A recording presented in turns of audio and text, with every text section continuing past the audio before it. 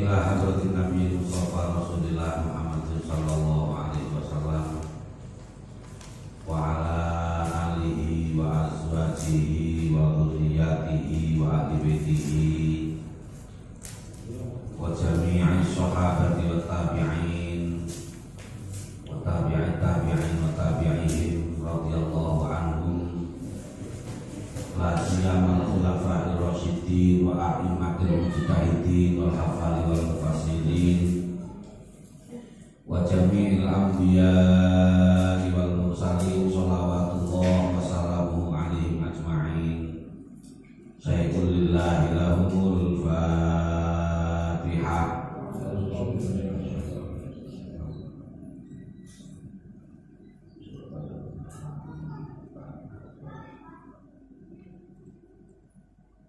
Ila sultanil awliya Sayyidil Qadir Jailani radhiyallahu anhu jami' awliyaillahi ta'ala min masyariqil ardi ila magharibiha bariha wa bahriha min ladun adama ila yaumil hadha innaka ala kulli syai'in qadir. Wa thumma ila awliyai tis'abalatin Indonesia summa ila jami'il ulama ila amilin wa salafus salihin wa malaikatikal muqarrabin. Syai'un lillahi lahumul Fatihah.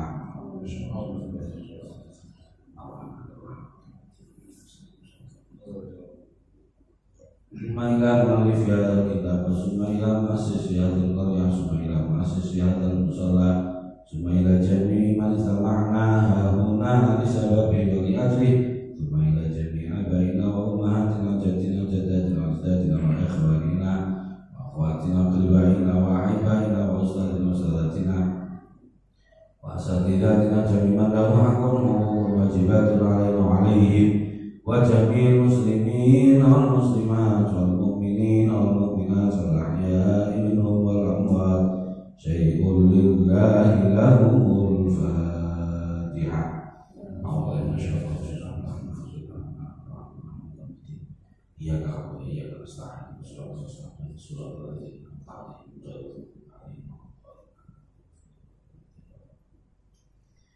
A'udzu billahi minasyaitonir rajim. Bismillahirrahmanirrahim. Qala al-mu'allif rahimahullahu ta'ala nafa'ana bihi wa bi'ulumihi wa bi asrarihi Darini amin ya rabbal alamin ya mujibas sa'ilin. A'udzu billahi minasyaitonir rajim. Bismillahirrahmanirrahim. Wa idza kunta fihim faqamta lahumus salata faltakum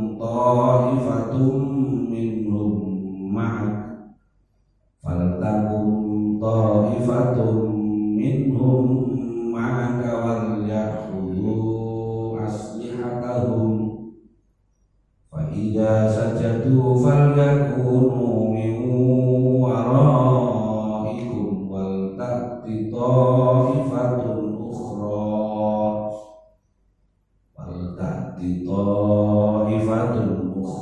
lam yusallu falyusallu ma'aka wal ya'khudhu khidrahum wa aslihatahum waddalladhina kafaru law taghfuruna an aslihatikum wa amti'atikum fayamiluna 'alaykum mailatan wahidah wala junaha 'alaykum in kana bikum adan min matarin aw kuntum marda an tad'u aslihatakum wa khudhu khidrakum innallaha a'adda lil kafirina 'adaban muhina. Al-ayat Sadaqallahul Azim surah An-Nisa ayat 102. Wa idza kunta lan ing dalem nalikane ana sapa sira Muhammad iku fihi ing dalem golongane sahabat farakonta nuli jumenengaken sira lahum maring sahabat as-shalat ing salat faltakum mongko becik jumenengono sapa thaifatun sak golongan minhum kang saking sahabat maka sartane sira wal yakhudu lan supaya ngalap sapa thaifah aslihatahum ing pira-pira gamane thaifah fa idza sajadu mongko ing dalem nalikane sujud sapa sahabat fal yakunu mongko supaya ana sapa thaifah iku miwaraikum saking buri pira-pira sira kabeh wal takti lan kudu nekani sapa thaifatun sak golongan ukhra kang meneh lam yusallu kang ora salat sapa thaifah ukhra fal yusallu mongko kudu salat sapa thaifah ukhra maka sartane sira wal yakhudhu lan padha ngalap sapa thaifah ukhra khidrohum ing kekuatirane thaifah ukhra wa aslihatahum lan pira-pira gamane thaifah ukhra wadha ngarep-ngarep sapa alladzina wong akeh kafaru lan padha kafir sapa alladzina la tafuluna lamun padha lali sira kabeh an aslihatikum sanging pira-pira gaman sira kabeh wa amtiatikum lan pira-pira bondo sira kabeh fayamiluna nuli padha nyoba sapa alladzina kafaru alaikum ing atase sira kabeh mailatan kelawan nyerbu kelawan rutuk faidatan kang sepisan wala junaha lan ora dosa iku mujud alaikum ing atase sira kabeh ing kana lamun ono iku bikum kelawan sira kabeh apa adan perkara kang larahaken mimatorin saking udan au kuntum utawa ana sira kabeh mardo padha lara antadau yen to nyerihaken sira kabeh aslihatakum ing pira-pira gaman sira kabeh wa kudulan ngalap sira kabeh idrokum ing kekuatan sira kabeh innallaha satemene Gusti Allah iku ada wis nyawisaken sapa Allah lil kafirina maring pira-pira wong kafir adzaban ing siksa muhinan kang ino. Ketika kamu berada pada golongan sahabat, maka tegakkanlah sholat bersama mereka, yakni sholat khauf, dengan cara dibagi menjadi dua kelompok. Kelompok yang pertama, faltakum ta'ifatun minhum ma'aka, langsung ikut sholat bersamamu, wal yakhudhu aslihatahu, dengan mempersiapkan senjata mereka. Fa idza sajadu falyakunu min waraikum wal ta'ti ta'ifatun ukhra. Sehingga ketika mereka melakukan sujud, ini ada kelompok lain yang mengawasi. Ada kelompok lain yang mengawasi. Lam yusallu, yang mereka belum melakukan sholat, kelompok yang lain belum sholat. Fal yusallu ma'aka. Lantas kemudian kelompok yang lain ini sholat bersamamu, wal yakhudhu hidrohum wa aslihatahu, dengan selalu waspada. Wadzalladzina kafaru la tafuruna an maslihatikum wa amtihatikum. Orang-orang kafir itu ingin kalian lengah dari senjata kalian dan harta bawaan atau bekal kalian. Fayamiluna alaikum mailatan wahidah, sehingga mereka orang-orang kafir akan menyerbu kalian dengan sekali serbu. Wala junaha alaikum in kana bikum adam min matarin aw kuntum mardo an tadhu aslihatakum wa khudhu. Tidak berdosa bagi kalian jika kalian mengalami satu cobaan, misalkan hujan yang lebat atau sakit, kalian meletakkan senjata kalian tetapi selalu waspada. Innallaha a'adda lil kafirina adzaban muhina, sesungguhnya Allah telah mempersiapkan terhadap orang-orang yang kafir siksa yang hina atau siksa yang membuat mereka hina. Hadirin wal hadirat rahimakumullah, kemarin pada ayat sebelumnya kita sudah membahas tentang sholat qashar dengan berbagai macam penjelasan tambahan pada surah An-Nisa ayat 101. Terus kemudian in khiftum ayaftinakumul ladzina kafaru, kemudian kondisi di mana ketika kondisi menakutkan, kondisi ketika mengkhawatirkan, ayaftinakumul ladzina kafaru, saat orang-orang kafir akan memberikan ujian atau cobaan kepada kalian, yakni yang disebut dengan sholat khauf ketika dalam peperangan. Nah, praktek sholat khaufnya ini diterangkan pada surah An-Nisa ayat 102 ini. Gampangnya ya, musuh itu ada kalanya dari arah kiblat, ada kalanya dari selain arah kiblat. Nah, ini nanti membedakan cara sholat khauf.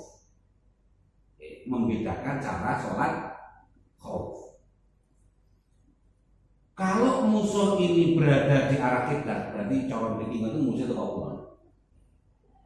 Maka kedua taifah jamaah ini dibagi dua.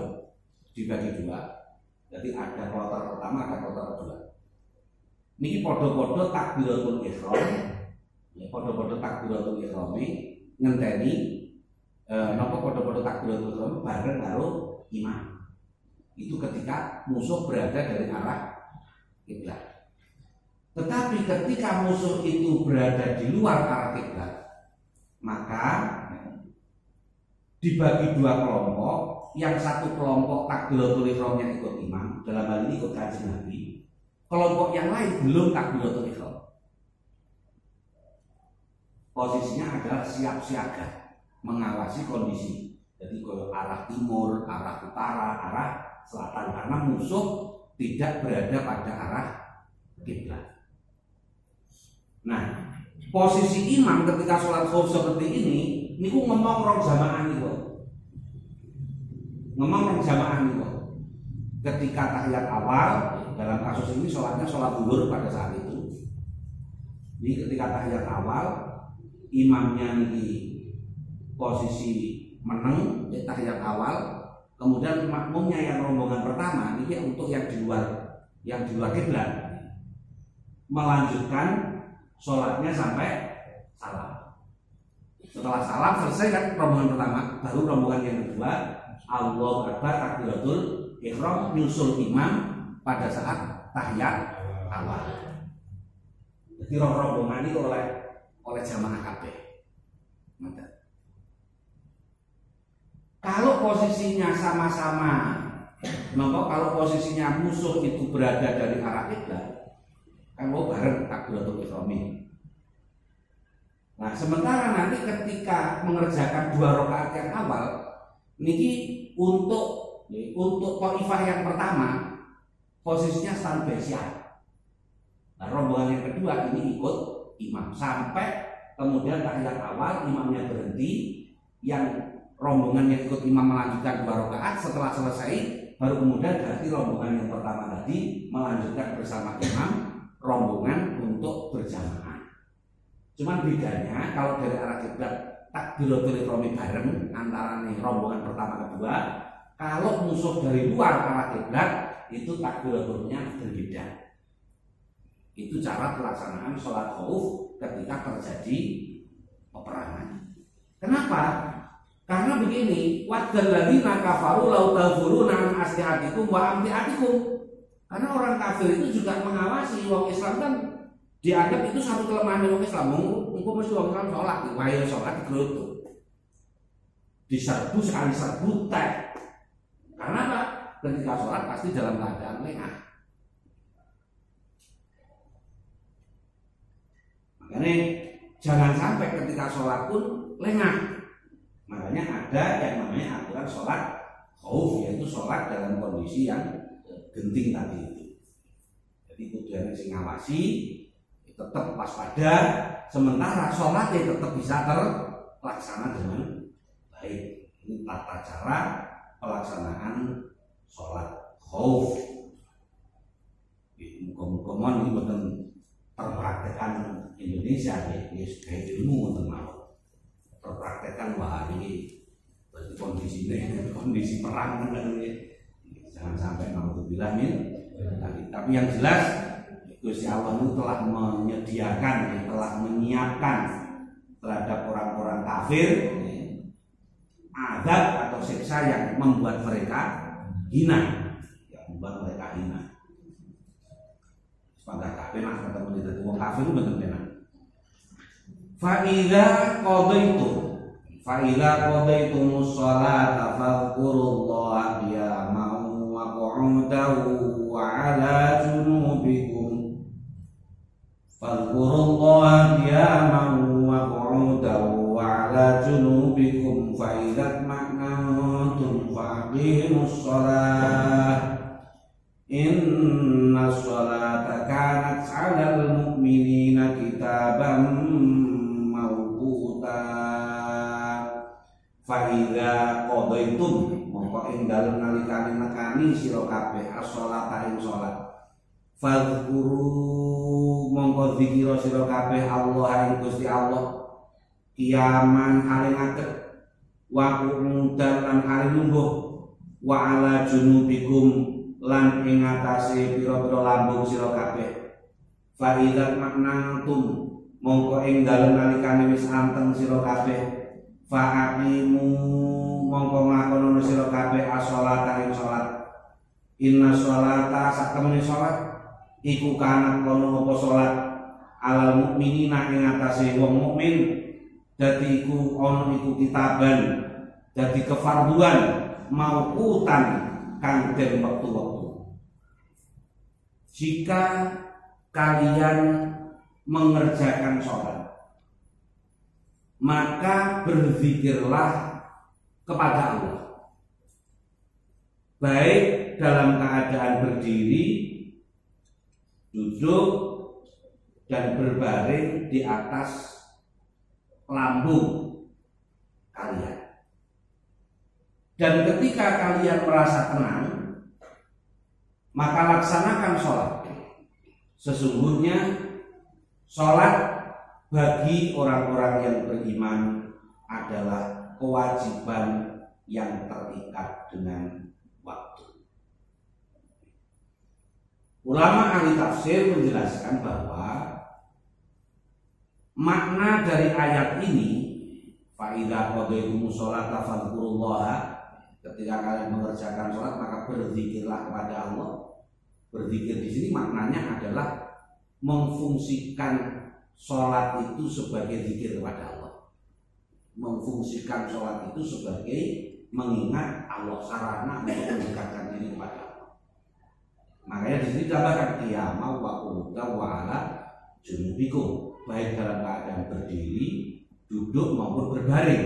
Hal ini menunjukkan tentang posisi orang yang mengerjakan sholat, bahwa orang sholat itu tidak ada rukhsah, tidak ada kemurahan kecuali hanya bagi wanita yang menstruasi atau nifas. Selama nafas masih ada dalam tubuh kita, sakit koyok nopo mawon, sholat hukumnya tetap wajib.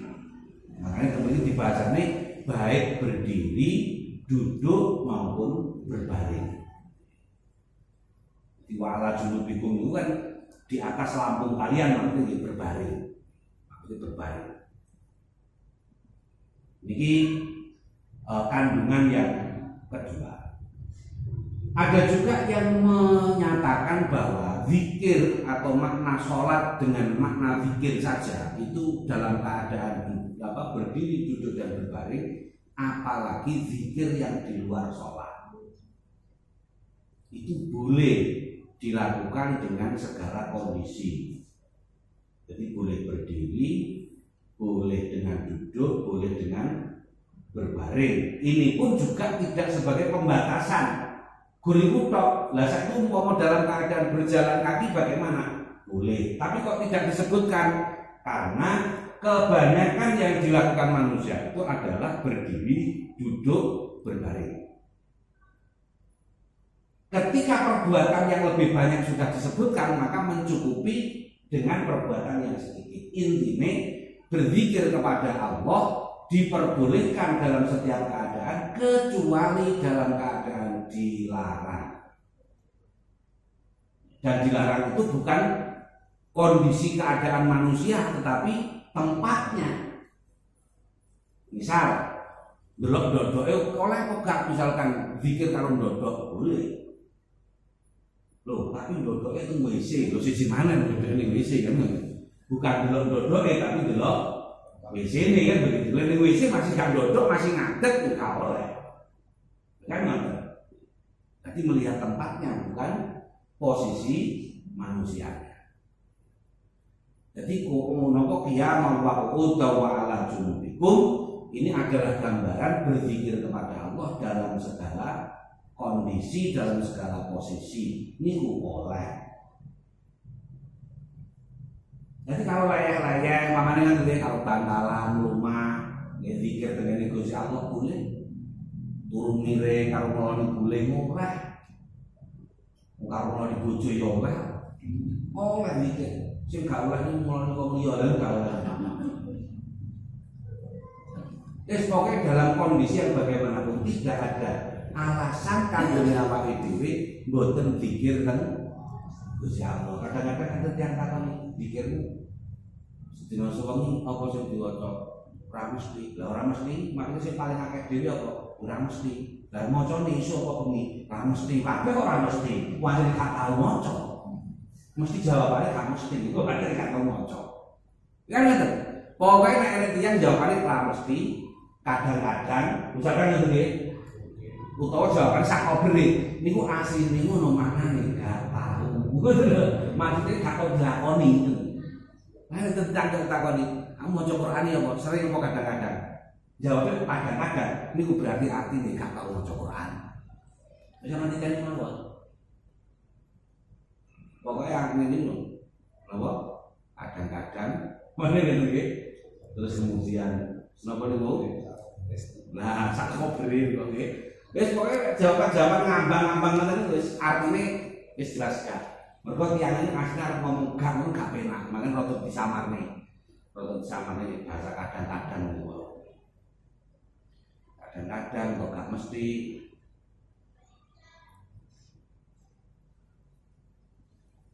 Fa'ilat maknantum fa'aqimus shalah, ketika kalian dalam kondisi tenang maka tegakkanlah sholat. Ini ulama ahli tafsir pun juga memberikan pemahaman bahwa awak dhewe ini ketika melakukan sholat itu harus cari momentum ketika hati kita itu tenang. Bukan berarti terus akhirnya kalau gak tenang belas kakak masalah akhirnya malah gak sholat, betul. Yang dimaksud ini ketika kita dalam kondisi tidak tenang pun ya tenang lagi.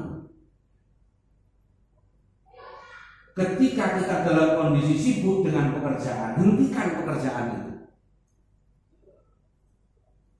Makanya bahasa tenangnya hati loh ini, jika kamu sudah tenang hatinya maka laksanakan sholat. Ini cara ulama ngoten antara sebab akibat ini terbolak apa istilahnya ada unsur bolak-balik sama saja.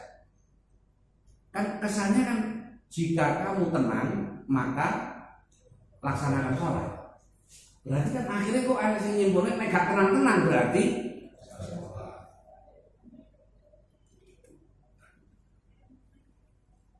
padahal maksudnya di sini adalah ketika kamu sholat, lakukan sholat itu setenang mungkin. Betul. Jadi iso gak iso pokoknya pada saat sholat kudu tenang.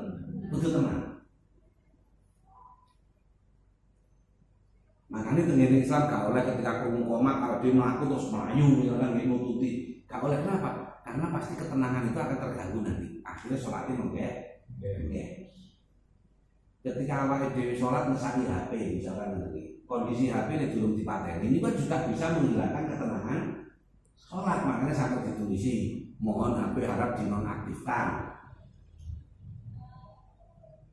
Makanya sampai muni kan ketika sholat orang-orang muni kan tidak hanya sekedar bawa HP pasti nggak tenang. Lian-liannya yang mana ya loh? Nggak tenang. Apa mana tenaga diri ini rotok tenang aja.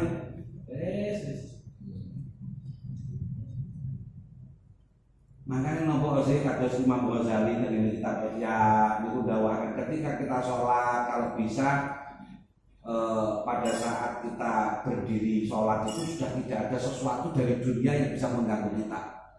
Barang-barang dunia sing ngene sak saking ngene. Karena itu tujuannya supaya gak ganggu kan kadang-kadang kan JR Mensa kan gak diperiksa dhisik sak durunge sholat pas wae sholat Allah Akbar. Lho la iki apa? Iki mah golek iki tetep ndi.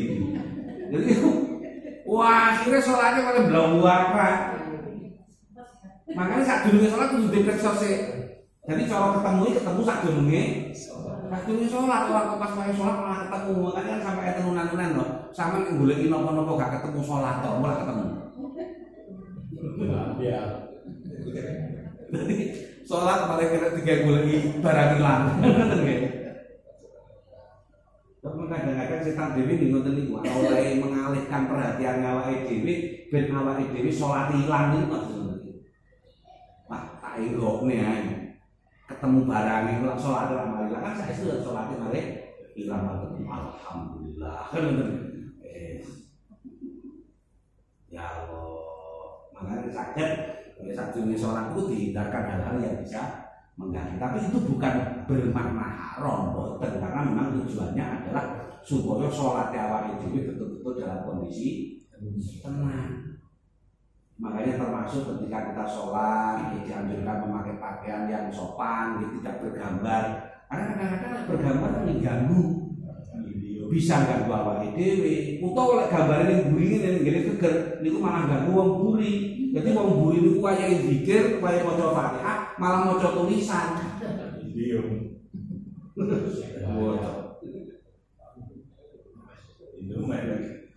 Ya Allah. Wis macam-macam. Intinya yang nopo sih? Bagaimana supaya ketika kita mengerjakan sholat kita dalam kondisi tenang. Wong niku kuncine. Dadi apa wae sing iso ngganggu ketenangan niku dihindarkan. Jadi nek cara HP kira-kira ganggu ya apa carane kan gitu. Pateni ngono masih dipateni lek sing grenjel ning sak ngono niku ganggu. Yo sing nopo kan malah tenan. Ora ganggu wae. Tapi kok malah sholatnya kepikiran kok gak kan? Malah tak kira ya kok. Dan itu gak tenang. Ya berarti gak usah dikain nopo. Pokoknya intinya ambil tenang ya kok. Terserah. Sing ngertos kan sing songkur kan awake dhewe. Soalnya nopo nanti kejadian mesti nanti kalau ceritakan tentang pada saat tahiyat mubarakatuh sholawat thayyibatullah assalamualaikum. Kan asyhadu an la ilaha illallah wis tangan nundutin itu toh. Lah sementara celonoan itu kan HP ini kan salah nopo enten dompetnya kan sebelah kanan. Jadi satu tahiyat HP ini muni. Gak dipateni ganggu liyane, dipateni tangan sinten nundutin. Lah iki apa tulisan? Kok tahiyat. Lah kok akhirnya tahiyatnya diganti tangan kiwa ini. Sing tangan nang mateni HP. Iki ngono maneh sing mung iso lan model ngono ya sapa ya. Lho, nate kejadian bener iki. Angel. Fenomena itu macam-macam. Dan itu makanya kadang-kadang sampai ditulisi ada dimatikan itu suaranya kebangetan sendiri.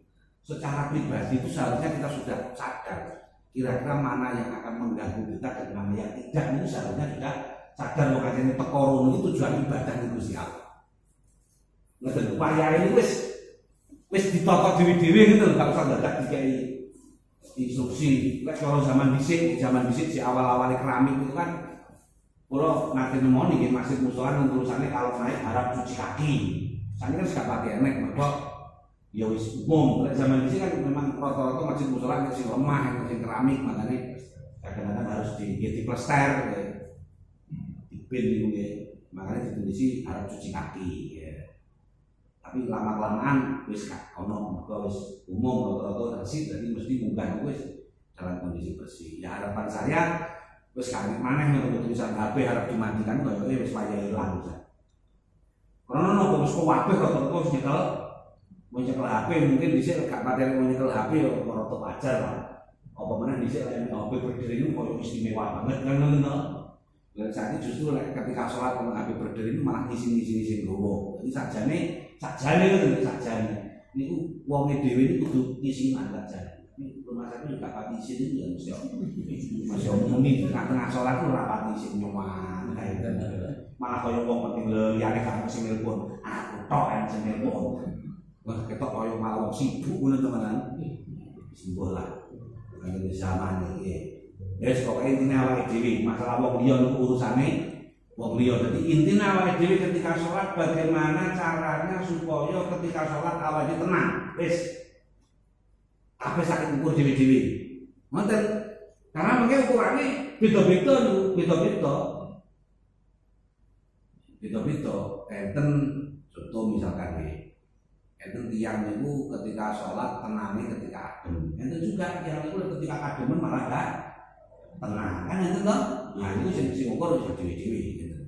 Maksudnya monggo kalau misalkan itu kondisinya berjamaah dikomunikasikan bareng bukan main belakang misalkan aku Pak Rono jadi ngobrol bareng kalau memang itu kondisinya bareng ya apa caranya supaya jamaah bareng iso tenang bareng-bareng. Nah, itu penting gitu. Inna sholata kanat 'alal mu'minina kitaban mawquta. Sesungguhnya sholat bagi orang-orang yang beriman, ini penekanannya kembali bagi orang-orang yang beriman adalah kewajiban yang memiliki keterikatan waktu. Jadi intinya yang ini iman, sholat itu betul-betul diperhatikan waktunya. Makanya penekanannya tadi alal mukminin.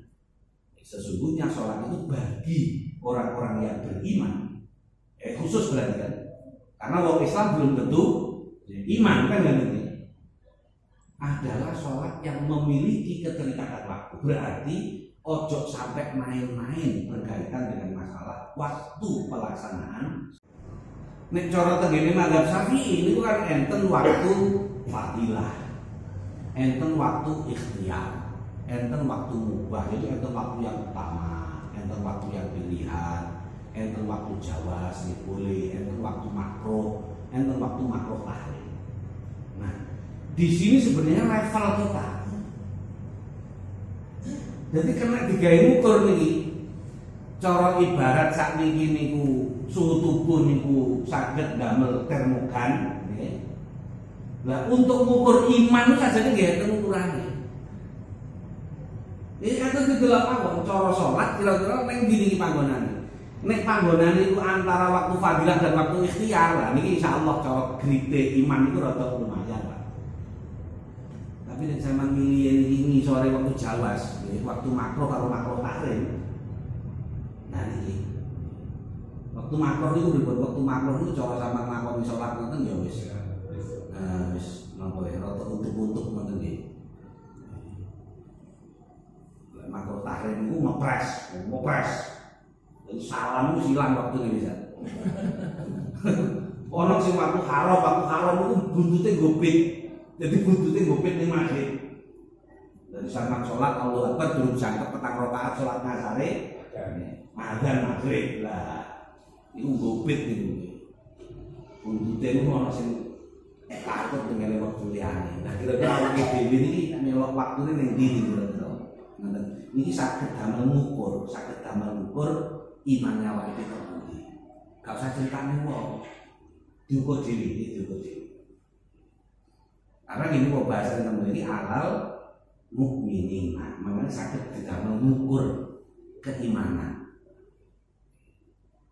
Lah ngukur itu kita awake dhewe. Kok umpama awake dhewe rumangsa wektune niku wis wektu fadilah lan waktu ikhtiar. Berarti bagaimana caranya kita mempertahankan itu. Syukur-syukur sampai awake dhewe meninggal dunia iso mempertahankan itu luar biasa. Kok umpama awake dhewe niku grite teng andhape niku lha ya apa carane diunggahne ngoten lho. Nglaksanakne salat ning ngene waktu fadilah, waktu ikhtiar. Napa malih nglakonine pun tepak kabeh pun bener kabeh. Ngelakoni waktu fadilah, waktu ikhtiar, you know? Terus kemudian pelaksanaannya pun juga dengan berjamaah. wis paribasane dengan mempertahankan niku tok ngoten kira-kira awake dhewe iki wis aman. Ngoten. Pokoke iso njaga niku nglakoni waktu fadilah, waktu ikhtiar terus selalu berjamaah. Karena napa? Jaminane wong iso ngopeni jamaah niku mboten napa namine, mboten gemen-gemen napa nggih, mboten penghargaan yang biasa, tapi luar biasa. Akeh niku riwayat sapa wong sing iso reksa salat berjamaah 40 dina ngoten, apalagi iki iso njaga sampai akhir hayat. Coba bayangkan. Nggih nek kak kober ning musala yo jamaah karo keluargane, mamane ngoten. Pokoke sing penting aja sampai kelangan jamaah.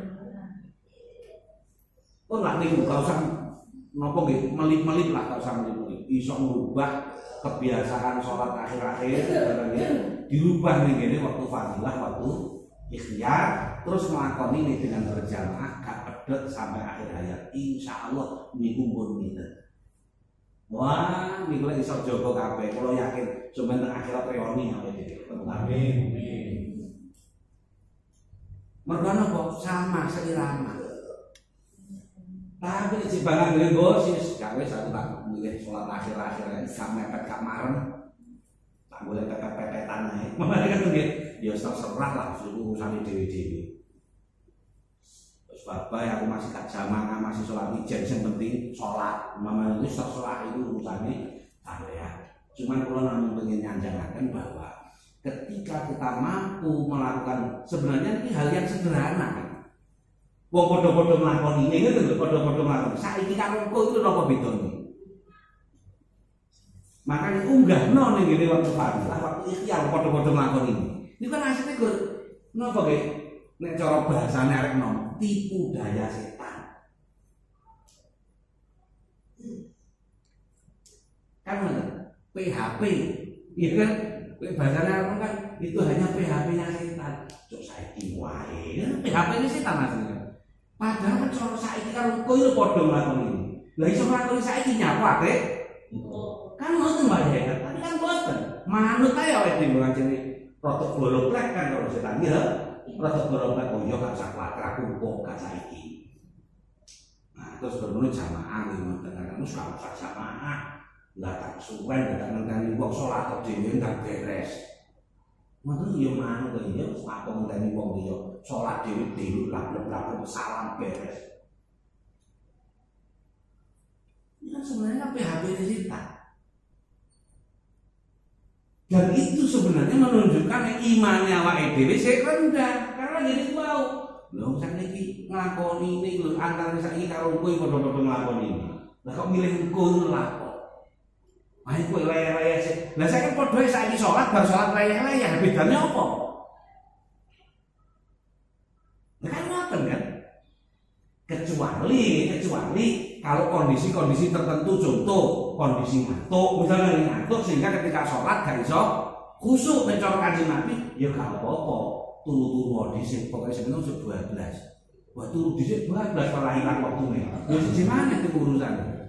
Kan ngoten itu bahasane Kanjeng Nabi. Ketika perut kita keroncongan, keluar banget. Milih di mangan dhisik, mangan baru. Tapi nek kondisi keluwen, kondisi gak pati keluwen. Lah terus ya kok goleke anu rawon ngoling kono ae, mangane ngoling sing kono ae Pasuruan. Ya bablas ilang sampeyan ora. Lho. Kan terlalu kecekaan nek memahami hadis kan ketika luwe mangan dhisik baru salat lah. Goleke mangan ngene Pasuruan.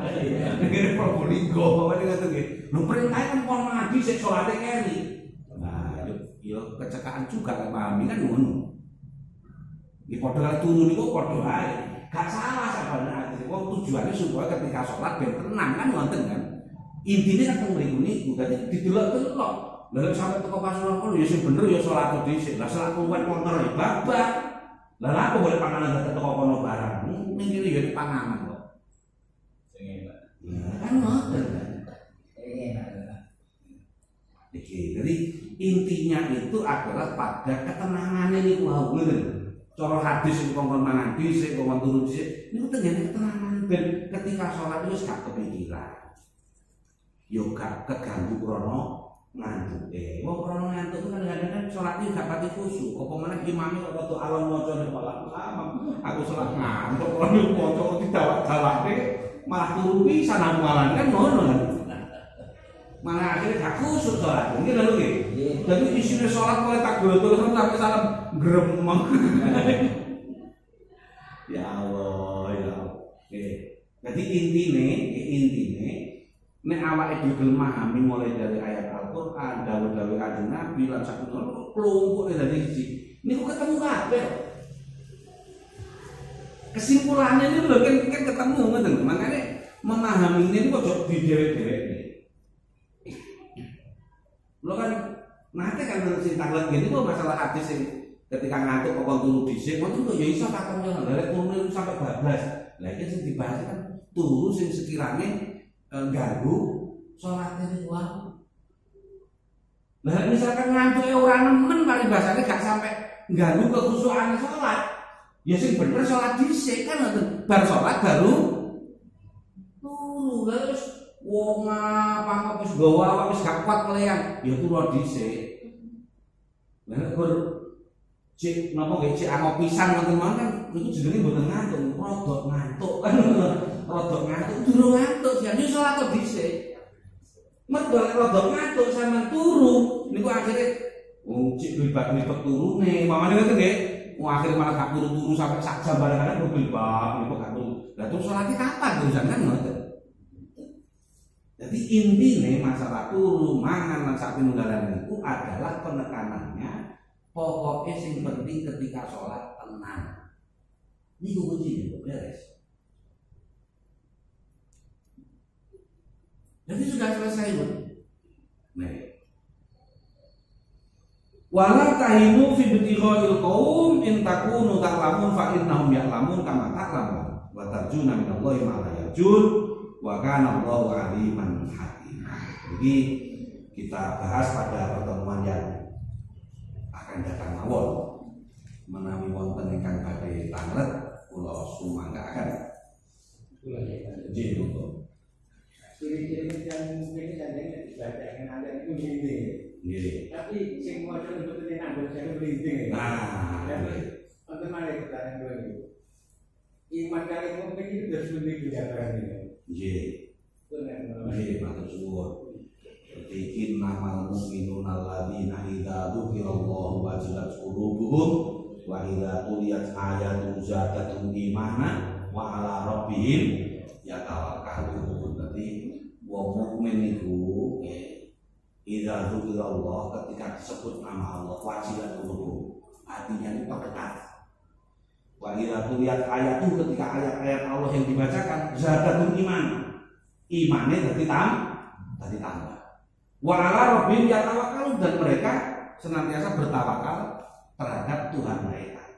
Niku ciri-cirine wong iman. Lah sakniki sing maca ayat Quran suarane gak kok enake. Niku malah mboten hati tergetar. Iki sakjane padha-padha tergetar, tapi tergetare kalau punya nyawa.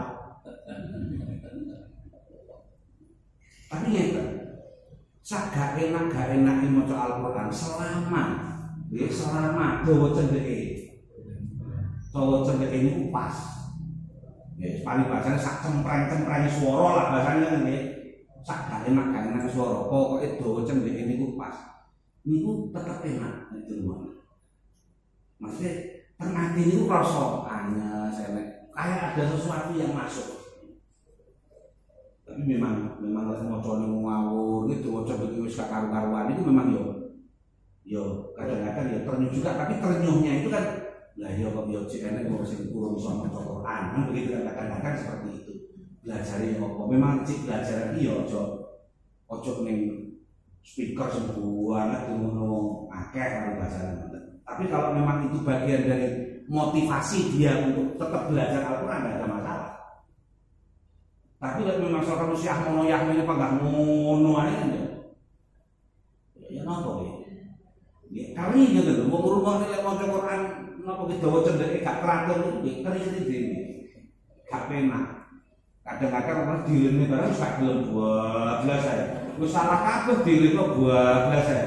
Itu kan berarti kan komitmen untuk belajarnya kan Tidak ada. Kula niku malah seneng enten tiyang salah terus kula ngangen-ngangen bacaane gak ngono lho terus kemudian dibaleni. Ini kok berarti ono sing bener nih terus wong ini sing salah iki ya gelem di bener nih ngoten sing ruwani ya lega.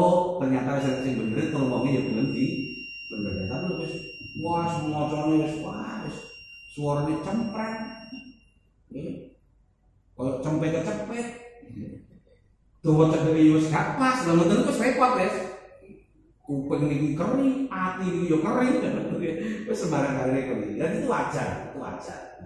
Tapi insya Allah sejelek-jeleknya suara, ya meskipun gak ngerti lakon-lakon, gak ngerti nopo, misalnya kayak sakfal skala suara, ini irama nopo tajwid tartil itu dawa cedheke Pak ini insya Allah si enek nikmati nggak mlebu teng ati ini mesti terus.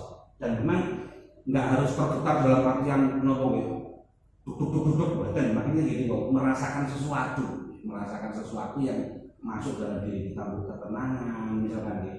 Ketika kita mendengar ini meskipun juara nih sayup itu kadang-kadang tampak tenang, sing akhirnya awake dhewe gak ngantuk malah jadi ngantuk, itu berarti ada sesuatu yang masuk. Ini ku sebenarnya belum cekak di dalam nonton iman. Nah, pertanyaan yang kedua, perbedaan antara mukmin dan iman itu apa? Kalau iman itu isinya, kalau mukmin itu orangnya. Jadi orang yang beriman namanya mukmin. Jadi iman itu adalah isinya. Jadi isinya orang yang beriman. Jadi antara sego karo wakul, wis ngoten mawon antara sego karo wakul. Jadi segone niku jenenge iman, wadahe sego niku jenenge mukmin. Jadi kita ini mukmin, isine jerone atine awake dhewe iman itu baru diarani wong mukmin. Kalau isine iman itu tidak bisa dikatakan mukmin. Itu perbedaan iman dan mukmin. Kembali, apakah salat khauf tadi juga berlaku bagi aparat TNI kita yang bertugas di daerah konflik? Nggih. Apakah salat khauf bisa dipraktikkan bagi aparat kita yang ada di daerah konflik? Kalau memang itu kondisinya peperangan dan genting, ya. Karena daerah konflik itu kan tidak setiap hari, setiap jam genting, hanya kondisional. Karena kan musuhnya sendiri kan juga gerilya kan. Kondisinya gerilya, jadi bisa juga misalkan kalau kondisinya genting akhirnya melaksanakan sholatnya dengan cara sholat khauf. Tapi misalkan kalau bisa diantisipasi ngarep misalnya pager paribasane kan diumpamane ya kita sholatnya sholat sewajarnya, atau mungkin kita sholat bisa bergantian. Ini kan posisinya perang dan itu di medan perang, betul? Di medan perang kan betul saged damel pager supaya musuh gak ngoro kan betul saged. Kalau yang panjenengan tanyakan misalkan di daerah konflik itu kan kita punya markas kan gitu kan, cara sholatnya yusuf ning jero asrama bareng, ya berarti belum bisa dipraktekkan sholat khauf. Mungkin sholatnya sholat gentenan kan begitu, sholat normal, ya sholat sempurna, tapi pelaksanaannya dengan cara berganti. Kalau di medan perang, di medan perang langsung mengerjakan sholat. Di pos-pos penjagaan juga ada itu. Pokoknya ini kondisi dalam keadaan perang mau betul semacam mawon lah. Ini kan pun sakit diukur piyambak. Meskipun konflik tidak setiap hari dalam kondisi genting perang mesti. Ya cuma daerah gawat semacam mawon. Nggih. Enten malih. Nggih. Kalau melihat kejadian sholat khauf itu tadi kan kalau seandainya dibuat dua sesi wilayahnya. Dua sesi itu dua waktu. Dua imam. Ya, dua imam. Apakah bisa? Berarti bukan sholat khauf. Bisa, tetapi kan teng mriki niki krana sing imami Kanjeng Nabi. Nah, ngoten lho. Lek sing imami Kanjeng Nabi jalur rombongan pertama apa ya napa? Akhirnya bingung ngurusi rombongan pertama, terlena dari peperangan kan ngoten. Makanya kan bahasa jika kamu melakukan sholat bersama dengan para sahabat, jadikan dua rombongan. Krono kabeh pengen diimami Kanjeng Nabi, tapi misalnya awake dhewe kalau serebutan dadi makmume Imam A mboten enten wis pokoke sapa imame wis melok ngono ae. Ya langsung dibagi dua ngoten gak kira napa gak kira dadi masalah. Krono iki sing imam Kanjeng Nabi dibagi loro ruwet ning gak ketemu sapa rombongan pertama. Sing rombongan pertama kalau Kanjeng Nabi, rombongan kedua Abdurrahman bin Auf umpamane ngoten. Yakin kabeh rombongan pertama nih. Kan ngoten. Makanya akhirnya ya tetap seimam Kanjeng Nabi, cuman taifahnya dijadikan dua pasukan atau dua baris. Maka kalau seandainya rombongan satu dan dua imamnya tetap Kanjeng Nabi kan bisa. Nggih, tapi afdaliyahnya kan beda. Maka karena kan tengrik ini posisinya kalau perang itu bukan posisi dalam kondisi normal. Dalam kondisi normal kan oke-oke saja, tapi dalam kondisi perang ketika nggak sholat ya harus memimpin perang kan dalam posisi ini. Lah saat ini misalkan saya wis mari sholat rombongan pertama, Kanjeng Nabi sing imami, lah terus pripun dengan perang? Sik imami sing sholat nang cari instruksi. Ya ruwet maneh kan akhirnya kan. Nah gunanya apa awake dhewe sholat pertama tapi kemudian bertemu-temu gak iso lapo-lapo. Nah, makanya kondisi perang dengan kondisi normal pasti akan berbeda. Jadi intinya wis penake ngomong wis dikek rusak, dikek cara lah. Kalau bepergian kan sebenarnya awalnya ya iso sholat sempurna. Tanpa harus kosong, tanpa harus sama. Kan sama seperti ini. Sebenarnya kan bisa kita sholat sempurna, bisa. Lalu kok datang dikek sholat khawbar? Ya itu karena bagian dari kemurahan Gusti Allah. Kenapa kok datang enak sholat kosong jamak barang? Ya itu bagian dari kemurahan Gusti Allah. Maka nanti ketika dikek kemurahan, dikek diskon, diterima lah. Jadi masalah kok dikek apa gak itu urusannya dewe. Ini sebenarnya kalau Gusti Allah wis dikek rusak. Maka enten alih yang saya urus ini menyimpang Gus Mungkin kan ada orang meninggal dimakamkan kan harus di koma dan di koma di sana ada itu apakah ada dasar yang harus kalau ngadani di dalam lubang itu atau di atasnya ya nanti yang di dalamnya ngadani dan mengikomai mayit itu dikiaskan dengan ngadani dan mengikomai bayi. Jadi sing bener posisi telinga kanan, telinga kiri. Mboten enten istilah tembure kuburan apa di sore kuburan. Jadi sing bener itu telinganya. Jadi cara ngadani kuping tengen, ngomati kuping kiwa. Tapi umpama gak iso wong itu sunah. Jadi umpama gak iso, lha pripun kupinge wis kadung posisi mayite dielingne misalkan dimosok terus dibolak-balik ngono mayite, ya gak usah. Nek bayi kan karena dibolak-balik, tapi mayit piye bolak-balik wis dipawani, ya wis saeneke ada di koma. Maka tapi umpamane misalkan wah itu salah diurut misalkan krono kondisi apa, ya sak apa adzan komae yang dure kuburan ndak ada masalah, wong itu sunah kabeh maksudnya mboten enten kaitane nek gak ngene gak sah mboten. Cuman memang yang paling abdul, yang paling benar karena dikiaskan dengan adzan dan iqamahnya bayi, ya berarti kuping kanan, kuping kiri pun. Sementara ini kami mungkin terus keterangan dengan manfaat barokah. Al-Fatihah.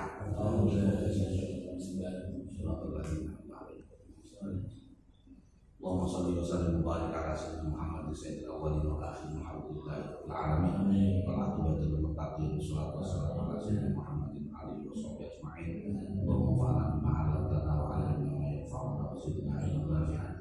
Wa rizqna rizqan halalan tayyiban mubarakan wasi'an. Wa mujadna wa nabiyyin wa mursalin.